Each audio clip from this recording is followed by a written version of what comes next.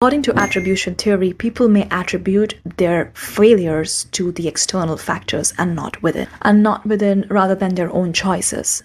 This makes incels susceptible to the narrative that women are responsible for their unhappiness. Not all participants in the manosphere are men. There are also some women. These are the Tradwives who participate voluntarily. You would ask why. Security and belonging, conforming to patriarchal roles can offer you a kind of security or sense of achievement in a society that has always framed that the woman needs to follow these kind of rules. And when you follow these rules, it almost feels like you have fulfilled your role as a woman correctly. It could be attention, it could be approval, it could be perceived safety as well. There's a lot of internalized sexism. Women have been taught to focus their entire life on male approval.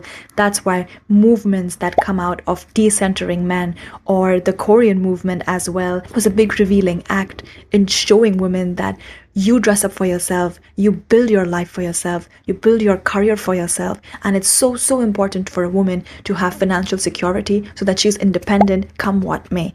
Decentering men is a narrative that we have been trying to promote and share so that women can become independent and not have their entire life depending on centralization, centering men. But let's get to the history, to the base of where this misogyny actually roots from. The transition to sedentary agriculture, that is of the Neolithic revolution, had a very big structural change. It was about private property and inheritance that were primarily given in the hands of men.